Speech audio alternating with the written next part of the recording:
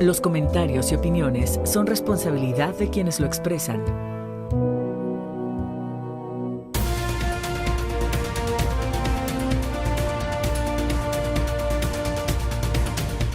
Muy buenas noches, bienvenidos al espacio de la entrevista.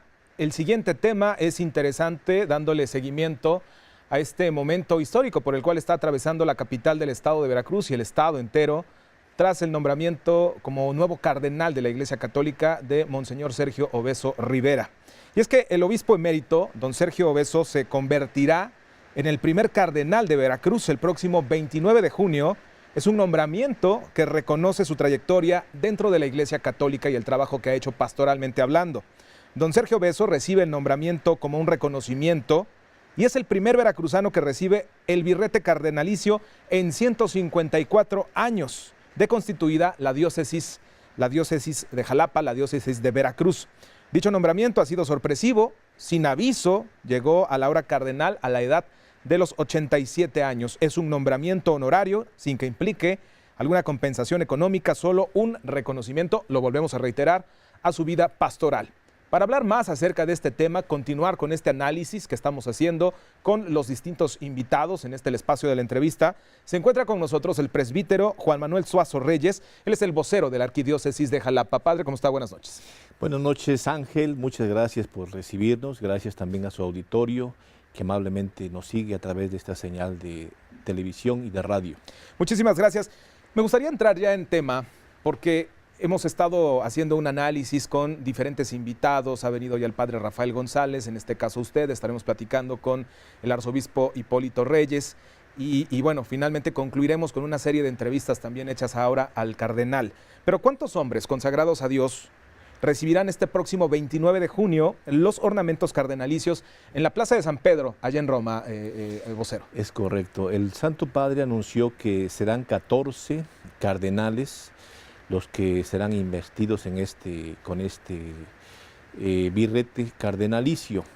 3 de los cuales, como él mismo lo anunció, superan la edad ya de 80 años, como es el caso de don Sergio Obeso Rivera. Entonces, estos 3 personajes se les reconoce principalmente, dijo el Santo Padre, por su servicio en la Iglesia. Los 11 restantes son cardenales electores, es decir, tienen menos de 80 años y estarán, por lo tanto, participando en los próximos cónclaves para elegir al sumo pontífice. Al sucesor del Papa Francisco. Entonces son 14 cardenales que serán investidos con este capelo cardenalicio. ¿Hay ya información de qué otras naciones tienen en lista estos nuevos cardenales? Bueno, el Santo Padre dio a conocer los nombres y las nacionalidades. Ahorita recuerdo, por ejemplo, alguno que es español, que también otro que es peruano, o sea, hay otros latinoamericanos, hay otros que son africanos, europeos, de Europa del Este, Asia. Entonces son diferentes personajes que sin duda ahora el Santo Padre los incorpora a este grupo selecto, a este círculo cercano a él, por la labor que desempeña.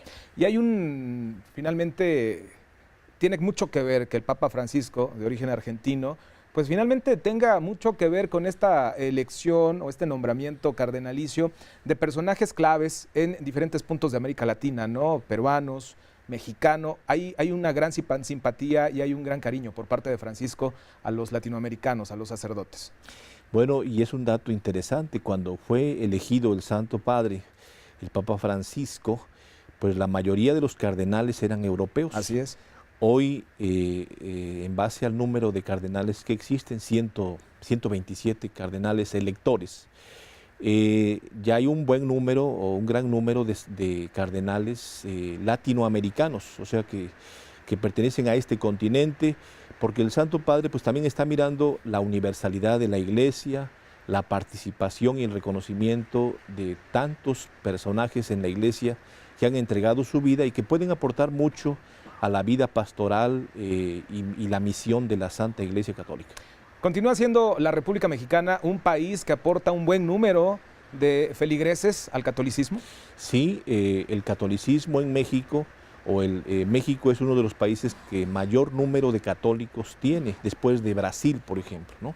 Pero el número sin duda es simbólico, es representativo en base al número de católicos probablemente que tenemos aquí en México. ¿Desde cuándo hay cardenales aquí en nuestro país o cuál fue el primer cardenal que algún papa elige mexicano? Sí, en la historia de nuestro país ha habido 13 cardenales, el último recién nombrado es don Sergio Beso. El primer cardenal fue Monseñor Garibi de la Arquidiócesis de Guadalajara y eso fue en 1958.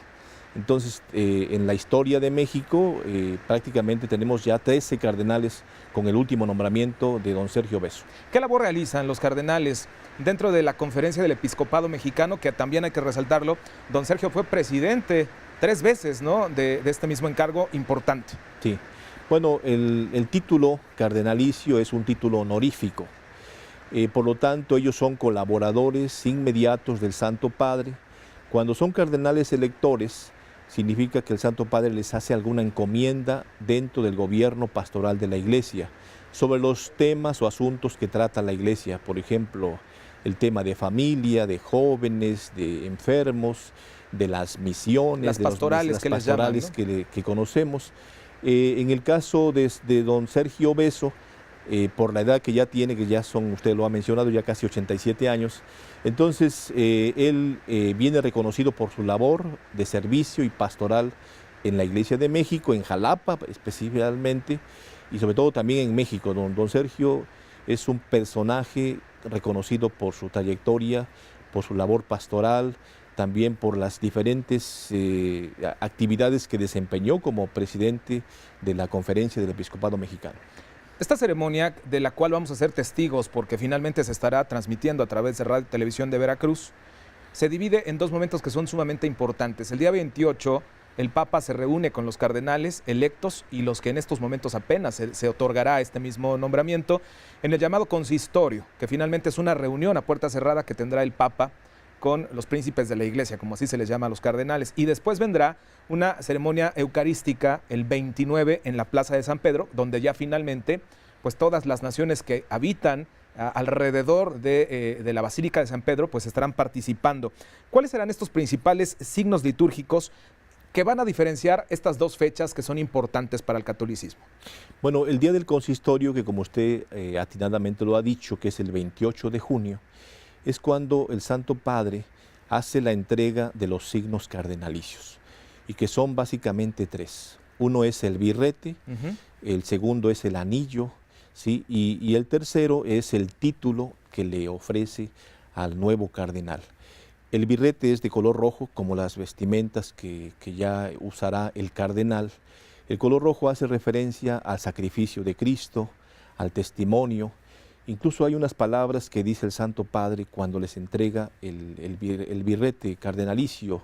Dice, de color púrpura o rojo, porque esto representa, por una parte, el oficio que vas a desempeñar, pero por otra parte, la disponibilidad que tú tendrás de incluso llegar a dar la sangre, repartir la sangre o dar la vida por la Iglesia, por el reino de los cielos, etc. Entonces, los 3 signos son el birrete cardenalicio, el otro es el anillo que entrega el Santo Padre, y eso habla de la unidad, habla también de la fidelidad que debe tener en doctrina, en comunión, el nuevo cardenal con el Santo Padre, pues sobre todo en el gobierno de la Iglesia.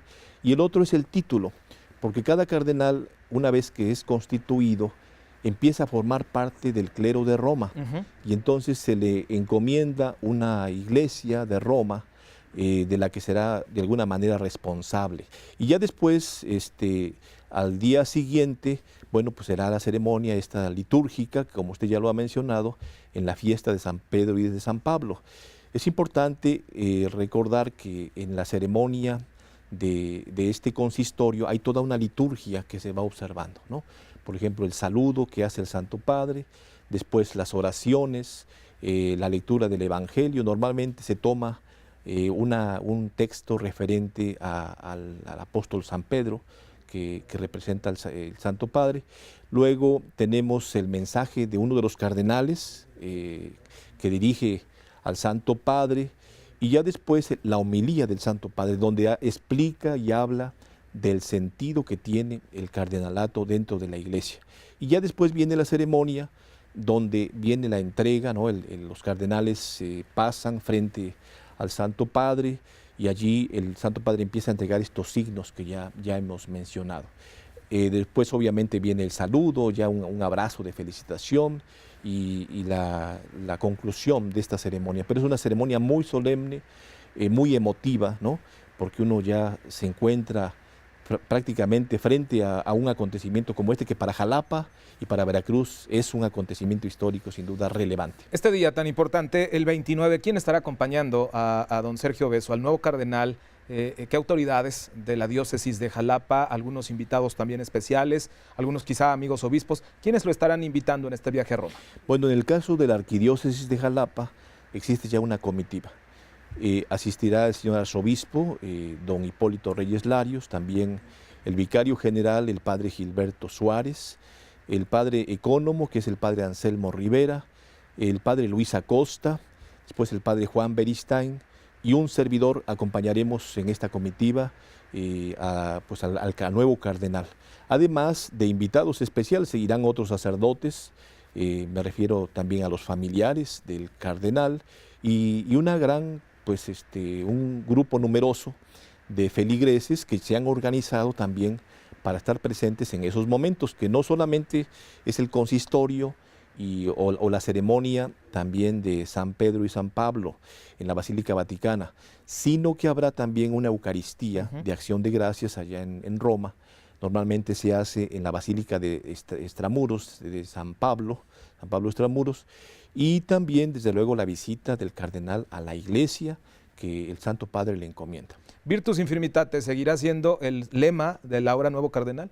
Ese es el lema que él escogió como obispo, porque ahora continuará, y ahora con más sentido. Él lo ha explicado, que en este momento de su vida que se le encomienda esta distinción, pues con mayor razón, dice él, la fuerza de Dios brillará en la debilidad de una persona. Ahora, hablemos de las formalidades, Padre Suazo. ¿Cómo tenemos que referirnos ahora a don Sergio Beso? Hay diferentes títulos, hay diferentes formas de mencionar a el monseñor, al obispo, al arzobispo. ¿Cómo referirnos a don Sergio Beso Rivera ahora como cardenal? Y sobre todo, ¿cómo le gustaría a don Sergio que nos refiramos acerca de él, ¿no? Porque finalmente hablamos de una persona que dentro de sus cualidades, la sencillez es algo muy grande, ¿no? Sí. Bueno, la formalidad indica que todos los cardenales nos debemos referir a ellos como su eminencia reverendísima. Y por eso también cuando nos referimos a don Sergio, ahora hablamos del eminentísimo cardenal Sergio Obeso Rivera. Claro que para él y también para nosotros incluso, este es un nuevo lenguaje al que no estábamos acostumbrados, sobre todo porque él es una persona demasiado cercana, muy sencilla, muy humilde, que está muy lejos de pedir o exigir estos tratos que más bien a veces parecen alejar a las personas de estos. Pero creo yo que esta formalidad la usamos en base a la dignidad que ahora la Iglesia Católica le reconoce a don Sergio, ¿no? El eminentísimo cardenal Sergio Beso Rivera, pero desde luego se le puede seguir en un sentido coloquial hablando de monseñor, ¿no? O incluso hasta don Sergio, pero pues, obviamente las formalidades son así. Claro.